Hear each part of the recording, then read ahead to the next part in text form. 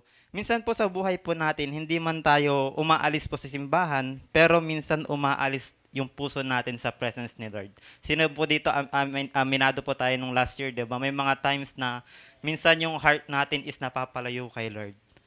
At minsan, dahil doon, di ba, isa sa mga dahilan kasi nga busy tayo, tama po ba? Busy sa work, busy sa school, okay? And minsan, distracted po tayo, tama po ba? Last year, kaya minsan napapalayo tayo kay Lord kasi ang dami nating ginagawa. Wala tayong main goal or hindi tayo nakafocus kay Lord. And minsan, may mga tao ding nakasakit sa atin. Di ba? Or minsan din, di ba, minsan hindi natin nabibigyan ng time si Lord kasi nga pagod tayo, galing work na Lord, imbes na mag-pray ka na lang muna, hindi Lord, gawin ko na lang tong gawain ko. Okay? And minsan, ang tanong natin kay Lord, Lord, paano tayo babalik? Di ba minsan sa last year, Lord, ang hirap. May mga times po ba na nahihirapan tayong bumalik kay Lord? Because we are busy, we are distracted, because we are tired. Okay po ba? Pero ngayon po, okay, sabi ko nga kanina, magkakaroon ng balikan. Ayan, kaya nga po ang title po ng pag-uusapan natin ngayon is Back to His presence. Sabi nga po, back to His presence. Sabi mo, balik ka na. Ayan, sino pong dito ng excited na bumalik sa presensya ni Lord? Amen. Sige po, let's go to our main text in Psalms 27 verses 1 to 5. Ayan, sabahan niyo po akong magbasa. Sabi niya, The Lord is my light and my salvation, whom shall I fear? Sige po, basahin po natin. The Lord is the stronghold of my life, of whom shall I be afraid? When the wicked advance against me to devour me, it is my enemies and foes who will stumble and fall. Though an army besiege me, my heart will not fear. Though war break out against me, even then I will be confident. One thing I ask from the Lord, this only do I seek, that I may dwell in the house of the Lord all the days of my life, to gaze on the beauty of the Lord and to seek Him on His temple. Last verse, for in the day of trouble, He will keep me safe in His dwelling. He will hide me in the shelter of His sacred tent and set me high upon a rock. So God bless His word. Sige po, before we continue, let's pray. Lord, maraming salamat po, Panginoon, sa Babad Night, first night, Panginoon. Lord, kanina sa worship, naramdaman ka namin, naranasan ka namin. Pero Lord, hindi po enough yun. Lord, gusto ka pa naming maranasan. Gusto pa naming, Lord God, magbabad sa presensya mo. And Lord, through your word, Panginoon, we open our hearts, our minds, Panginoon, para tanggapin ang salita mo na maririnig namin ngayon. And Lord, I pray, Panginoon, na lahat po ng nandito, lahat po ng nakikinad, even sa online, Lord God, ay babalik sa'yo, babalik sa presensya mo. Thank you, Lord. In Jesus' name, amen and amen. So, short background lang po. Ang Psalms 27 po was written by King David. Okay? Ito po ay sinulat niya during the season of, trouble. Okay? So, magulo ito yung panahon na to. Ano pa? Ito yung season na pressured na siya. Okay po. Ang daming opposition na nararanasan niya. At hindi niya ito nasulat nung time na talagang komportable, tama po ba? Kasi nga magulo yung panahon na ito. Hindi niya ito nasulat nung komportabling lugar kasi nung time na ito, siya po ay napapaligiran ng mga kaaway. Okay? Ng mga enemies. And of course, uncertainty din and fear. So nakaranas din po siya ng fear. Pero alam niyo po na sa gitna ng challenges or pagsubok, hindi inas ni David nung time na to. Kasi nga magulo, tama po ba? Lord, paano ako mananalo? Pero hindi niya inas kay Lord na, Lord, bigyan mo ako ng victory. Hindi inas ni David na, Lord, bigyan mo ako ng protection. Hindi po inas ni David na, Lord, gusto ko ng solution sa problemang ito. Instead, he said, sabi niya doon, one thing I ask, to dwell in the house of the Lord. Okay po ba? Nagagas niyo po yung ginawa ni David. Hindi po solution, hindi escape, pero presence yung hiningi niya kay Lord. At dito natin makikita, no, before victory, tama po ba? Before victory, ang inas niya, Lord, ay kailangan ko ng presence mo. And ganon din po sa ating mga Christians. If we want victory, we need first the presence of God. Kung kailangan mo ng kasagutan, kailangan mo muna ng intimacy with the Lord. And before power, you need to worship. Can we say worship? Kaya nga alam niyo po, as we begin this prayer and fasting, tinatawag din tayo ni Lord na bumalik po sa Kanya. Ito yung time na babalik tayo kay Lord. Kung last year may mga times na naguguluhan ka, pero sana ngayon sa unang gabi natin, Lord, isa lang yung gusto kong mangyari. maranasan yung presensya mo. Okay, sana hindi ito yung time na, Lord, gusto kong humingi eh. Lord, magbe-prayer and fasting ako kasi gusto kong humingi, gusto ko ng mga bagay-bagay. Lord, kailangan ko to, kailangan ko niyan. Pero alam niyo po, hindi tayo tinawag ni Lord para doon. Tinawag niya tayo ngayon para bumalik sa Kanya. Bumalik po sa presensya niya. Amen. Pakisabi sa tabi mo, babalik na ako. Amen. Sino po dito gustong bumalik kay Lord? Now the question is, paano po tayo babalik kay Lord? Okay, or paano tayo babalik sa presence niya? Unang-una po, number one, is worship. Can we say worship? The Lord is my light and my salvation, whom shall I fear? Alam niyo po, pag sumasamba ka, ang focus mo hindi sa problema, kundi kay Lord na. Amen? Kasi nga, yung takot natin, kapag nag-worship tayo, yung takot natin napapalitan ng faith, tama po ba? At kapag ang worship po ay hindi lang sa pagkanta or hindi lang sa pagtaas ng kamay, pero ang worship po is about fixing our hearts on God. 'Di ba? Sa moment na ito, dito tayo inaayos ni Lord eh. 'Di ba? Pag every time na nag-worship tayo, tinatama tayo ni Lord. Tama po ba? At ang worship po ay decision, na, 'di ba, na kahit may problema, pipiliin mong itaas ang Diyos. Diba? That's why we worship God na, Lord, despite ng mga nararanasan ko. Sino po dito pagkapasok ng 2026, ang dami ng challenges, tama po ba? Ang dami ng pagsubok. Pero as we worship God, alam mo yun, may times na gumagaan yung pakiramdam mo. 'Di ba? Binibigyan ka ng faith ni Lord. Kasi anong nangyayari po, pag nag-worship lang tayo, 'di ba, may mga times gusto lang natin i-worship si Lord kasi gusto natin ng breakthrough, tama po ba? Lord, gusto ko ng revival. Kapag nag-worship tayo, gusto lang natin ng healing or ng provision ni Lord. Hindi po, hindi ko na po sinasabing mali po yun, pero ang totoong worship po ay nakasentro dapat kay Lord. Ang prayer and fasting po natin, wala nang ibang sentro kundi si Lord lang. Hindi sa mga bagay na binibigay niya. Okay po ba? Kasi alam niyo po, kapag worship natin si Lord, everything will follow. Tama po ba? Kaya nga ang true worship, binabalik ka nito sa presensya niya. Inaalay nito yung puso mo sa puso ni Lord. Amen. Kaya nga kung mapapansin nyo po, during prayer and fasting po natin, 'di ba, mas lumalalim tayo kay Lord eh. 'Di ba kanina as we worship God, hiniiyak natin kay Lord, mas nakikilala natin, mas lumalalim na tayo kay Lord. Totoo naman po na may mga times mahirap mag-worship, tama po ba? Ako din po, aminado din po ako dyan. Okay po ba? Minsan nakakawalang gana, Lord. Parang hirap naman mag-worship. Pero, alam mo yon, kahit napagod ka, kapag feeling mo tahimik, kapag feeling mo na, Lord, ang hirap mag-worship, alam niyo po, dun sa times na yon, doon ka bibigyan ng lakas ni Lord. Minsan kasi, ayaw natin mag-worship kay Lord kasi pagod na tayo. Lord, ang dami ko nang ginawa ngayong araw, mag-pray pa ba ako? Pero hindi po, sa worship po, doon tayo pinapalakas ni Lord, kaya mas kailangan natin yon. Amen? Because worship brings you back to His presence. Every time we worship God, binabalik ka nito sa presensya niya. Kaya nga po, simula ngayong gabi, sana piliin po natin ang worship araw-araw. Hindi lang po dito sa church. Okay, dapat araw-araw. Amen? So yun po yung number one. How can we back to His presence? Number one po, worship. Pangalawa po, how can we back to His presence? Number two is prayers. Can we say prayer? Sabi niya, that I may dwell in the house of the Lord all the days of my life. Ibig sabihin po ng dwell is to remain, to stay, and to live there. Ang ganda ng word na live there. 'Di ba? Na kapag sa prayer daw, dapat doon ka naninirahan. 'Di ba? So, 'di ba, yun nga po yung sinabi ni David, that I may dwell in the house of the Lord all the days of my life. Imagine mo, lahat ng araw sa buong buhay niya is mag-remain lang siya kay Lord. Kaya nga nakalungkot, no, kapag sa prayer, minsan bumibisita lang tayo kay Lord, pero hindi tayo naninirahan doon. Sabi niya doon, dapat mag-dwell ka.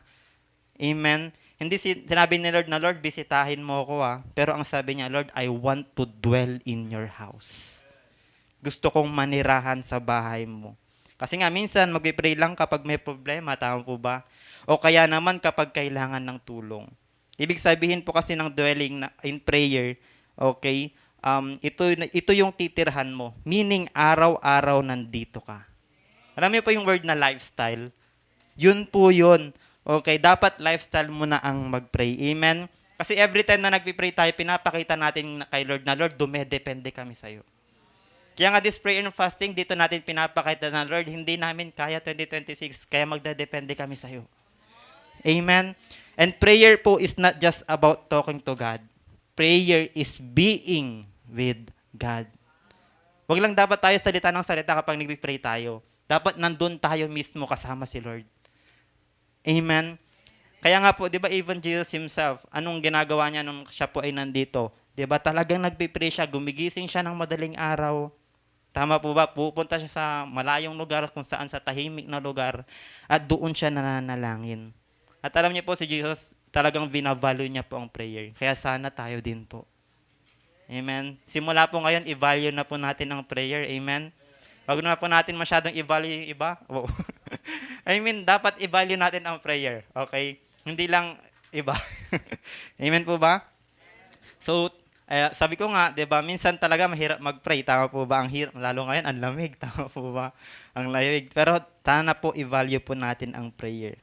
At maintindihan po natin ang prayer ay hindi para ipakita na strong ka, kundi para aminin na kailangan mo na ang Diyos. Kaya wag lang tayong manalangin kapag may emergency. Wait lang, may sakit yung anak ko, magpipray ako. Hindi po. Okay po ba? Let prayer be a lifestyle, not a last option. O, kung gusto mong bumalik sa presence ni Lord, okay, gawin mong lifestyle ang prayer mo. Huwag mo siyang gawing option na, Lord, magpipray lang ako. Alam mo yon, yung time na, yun last option mo na lang yung pray, oh Lord, hindi ko na kaya to, sige magpray na ako. Hindi po. Dapat gawing lifestyle po natin ito. Amen? Doon tayo bumabalik sa presensya ng Diyos every time we pray. 'Di ba? And lagi po nating tatandaan na hindi kailangan ni Lord ang prayer mo because prayer doesn't change God. It changes you. Amen. Tama po ba kapag tayo po ay nagpipray, 'di ba? May alam mo 'yun, nakakaramdam ka na, Lord, binabago mo ko. Every time we pray to God, 'di ba, Lord, tinatama mo yung perspective ko, tinatama mo yung, alam mo 'yun, yung pananaw ko sa iyo. Tama po ba? So that's number 2. Ano pa yung number 2? Prayer. Number 1 is worship. Number 2 is prayer. And number 3, how can we back to His presence? Number 3 po, spending time with the Lord. Amen. Sabi niya po dyan, to gaze on the beauty of the Lord. Ang ibig sabihin po ng gaze is to look attentively, to focus, to behold without rushing. Dapat hindi ka pala nagmamadali kapag nag-spend time ka with the Lord. Okay po ba? Kasi maraming Kristiyano laging ngayon, 'di ba? Inaapura pag nag-spend time sila kay Lord. 'Di ba? Minsan 5 minutes prayer, quick Bible reading. Di Lord, one verse, okay na 'to. Ito na yung panghawakan ko ngayong araw. Hindi po, dapat hindi natin inaapura pagdating kay Lord. 'Di ba? Hindi po ganoon ang pag-spending time with the Lord. Ibig sabihin po, 'di ba, hindi lang dapat tayo Sunday nag-spend time with the Lord. Okay? Hindi lang dapat may problema kundi araw-araw. Amen po ba? Excited na po ba tayo mag-spend time with the Lord? Diba? Starting tonight, amen, araw-araw na tayo mag-spend time with the Lord. Amen? Dahil alam niyo po, ang spend time kay Lord is intimacy po yan. Okay? Dinedesign niyo yan, okay, para mag-slow down tayo sa mga buhay po sa buhay talaga. Sa mga bagay-bagay, di ba? Every time we spending time with God, dapat wag nating madaliin. Di ba, Lord, quality time ko sa'yo to. 'Di ba? 'Di ba pag sinabing quality time, talagang nanamnamin mo yung oras, tama po ba? Talagang lahat ng sasabihin ng kausap mo, talagang alam mo yun, hindi mo na i-memorize, pero 'di ba? Mag-e-enjoy ka kapag nag-spend time ka sa isang tao pag sa quality time. At dapat ganun din tayo kay Lord. Kapag nag-spend time tayo kay Lord, dapat yung quality time. Amen? Yan, pakisabi nga sa katabi, chill ka lang. 'Di ba? Bagalan mo lang. 'Di ba? Kapag mag-spend time kay Lord, bagalan lang natin. So, okay? At kapag nag-spend time po tayo kay Lord, minsan yung perspective natin nag-iiba, tama po ba? Minsan yung mga akala natin na hindi tama, doon binabago ni Lord. Dati, o kaya naman kapag nag-spend time tayo kay Lord, yung mga burdens natin gumagaan, tama po ba? Di ba pag nag-worship, kapag nagpipray tayo kay Lord, alam mo yung feeling na na gumagaan yung pakiramdam. Kasi minsan, 'di ba, dati kapag may problema, parang aligaga ka na, pero nung nag-spend time ka kay Lord, parang gumaan yung pakiramdam mo. Tama po ba? And kapag nag-spend time tayo kay Lord, yung faith natin mas lumalakas. 'Di ba? Our faith becomes stronger. 'Di ba? At mas nakikilala mo siya, mas maririnig mo ang boses niya. At mas nagiging matibay ka spiritually. So, ganun po, okay, how can we back to His presence? Spending time with the Lord. Sabihin natin, spending time with the Lord. Amen. Sino po dito na-bless sa ating word? Okay, maikli lang po siya, pero sana hindi natin i-neglect, okay, yung ating pag-worship kay Lord, pag-pray at pag-spending time natin sa Kanya. Amen. So, recall lang po tayo once again, how can we back to His presence? Number 1, worship. Number 2, prayer. And number 3, spending time with God. Sino po dito ito po challenge po sa atin, tama po ba? Sino po ito gagawin starting tonight? Diba? Na Lord, sa Babad night, mag-umpisa ako, mag-worship ako, mag-pray and spending time with you. Amen? So, as I end po, alam niyo po ba na ang prayer and fasting po ay hindi lang patungkol, di ba, sa pagkagutom. Fasting yan tama po ba? Pero ito po ay patungkol sa pagkagutom natin kay Lord.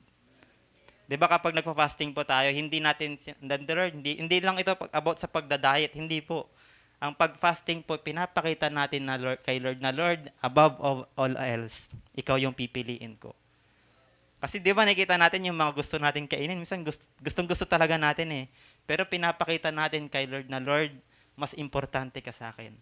Yung gusto kong pagkain, hindi ko kakainin kasi mas gusto kita. Wow. Amen. Nagkakalungkot lang po minsan kasi, di ba, kapag tayo po ay nag-pray and fasting, parang, di Lord, gawin ko na lang to para lang masabing Kristiyano ako, para masabi lang na kapag may nagtanong sa akin, ay, mag-fasting ka? Oo, nag-fasting ako, pero hindi naman talaga genuinely. Di ba? Hindi talaga genuine yung pag-prayer and fasting natin. Pero sana today or tonight, amen, tayo po, gagawin natin ito because we love God. At binibigyan natin ng value si Lord. Amen. Alam niyo po kapag tayo po ay nagpe-prayer and fasting, hindi na natin pinapakain yung flesh natin. Dito na mananaig yung spirit po natin. At kapag nanaig po ang spirit natin, mananaig ang mga gusto ni Lord sa buhay po natin. Amen po ba? Yan nga. Okay, kaya nga po alam niyo po ngayong gabi, this is a call back. Ano po 'yon? Back to worship, back to prayer, and back to spending time with the Lord. Amen. Can we all stand up po and let's pray? And before we pray po, ayan, may tanong lang po ako sa inyo. Ayan. Kailan po yung huling nag-worship ka kay Lord? Alam mo yung nagbigay ka ng time, ng prayer, ng worship kay Lord. Kailan po yung huli na nanalangin po tayo? Can we ask ourselves ngayon na Lord, Lord, kailan nga ba? Hindi lang yung worship sa Sunday service. Hindi lang yung worship na dito lang sa church. Hindi po. Kailan yung nag-spending time ka with the Lord? Baka yung mga quality times na sana kay Lord ay binibigay mo sa iba't ibang bagay. 'Di ba? Alam niyo po this moment, habang ginagawa ko po itong preaching, napapayak lang ako kasi, alam mo yun, napatanong ako sa sarili ko, Lord, tama, Kristiyano pa ba ako? Kasi may mga times hindi na kita worship, hindi na ako nagpipray, hindi na ako nakapag-spend time with the Lord. And in-impress sa akin ni Lord that time na ginagawa ko itong preaching na to, Lord, ay anak, sabi niya sa akin, alam mo, miss na kita. Miss ko na yung dating na, alam mo yung, kung maalala niyo yung time na talagang on fire kayo kay Lord. At gagawin mo lahat para lang makapag-worship ka, para lang makapag-pray ka. Okay lang kahit malate ka, basta nakapag-spending nag-spending time with the Lord. And maybe, yun din yung sinasabi sa atin ni Lord na, anak, alam mo, miss ko na yung time natin. Minsan, kasi busy ka na sa work. Minsan, busy ka na kagawa ng assignment, ng project mo. Minsan, busy ka na kakaasikaso sa pamilya mo. Nakalimutan mo na yung pinaka-importante, and that's me. Ulitin ko, tanungin kita ulit, kailan yung huling pagsamba mo? Kailan yung huling pananalangin mo? Sana ganon din po tayo kay David. That one thing I ask, sabi niya, to dwell in the house of the Lord. This first night of Babad night, sana wag tayong humiling kay Lord. Please lang, wag muna tayong humiling kay Lord, okay lang po ba? Lord, isa lang ang gusto ko, yung manirahan sa presensya mo. Yun lang po ngayong gabi. Come on, let's close our eyes. praise God. Sharabarabarabarabarabarabarabarabarabarabarabarabara. You know what? If you seek His presence, everything else will follow. Yung breakthrough na inaasam mo, actually, mangyayari naman yan eh. If you seek Him first. Kasi alam nyo po, kapag bumalik tayo sa presensya ni Lord, yung revival na inaasam mo, mangyayari po. Gusto mo ng kagalingan, spiritually, emotionally, physically, mentally, ibabalik ni Lord. Pagagalingin ka niya if we seek His presence. Kung last year naguluhan ka sa mga pangyayari sa buhay mo bilang isang Kristiyano, I tell you, kapag bumalik ka sa presence ni Lord, ibabalik ka niya sa tamang daan. Ibabalik ka niya sa tamang path. At yung direction ay magiging malinaw.